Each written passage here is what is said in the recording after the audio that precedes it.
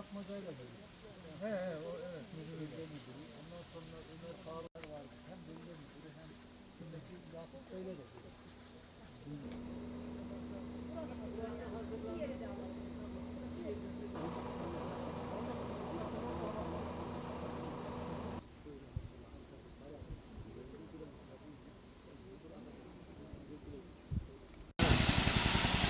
Yerler şey.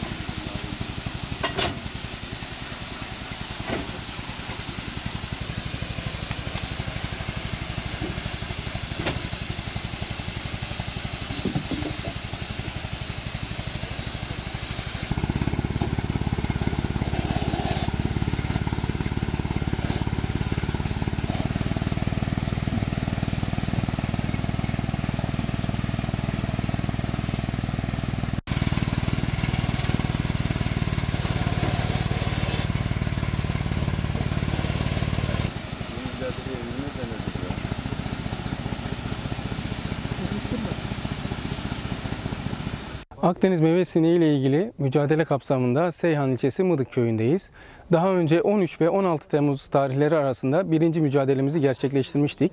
İhracatta narenciye ve sert çekirdeklerde sıfır tolerans olduğu için tekrardan ikinci mücadelemizi 10 Ağustos ve 15 Ağustos tarihleri arasında yine Akdeniz meyve sineği ile ilgili toplu mücadelemizi gerçekleştiriyoruz.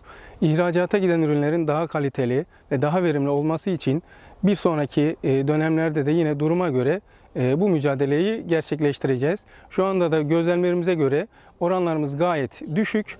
İnşallah bu mücadeleyle birlikte daha da düşürmeyi planlıyoruz.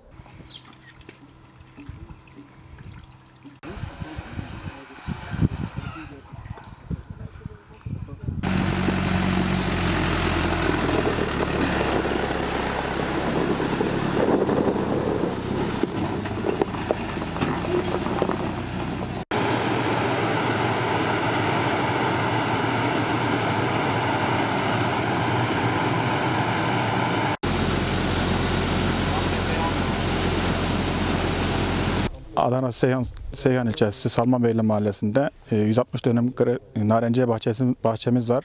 Akdeniz meyve sineğine karşı ikinci toplu mücadelemizi yaptık. İl ve ilçe müdürlüğünün gözetim altında gerekirse yine yapmaya devam edeceğiz.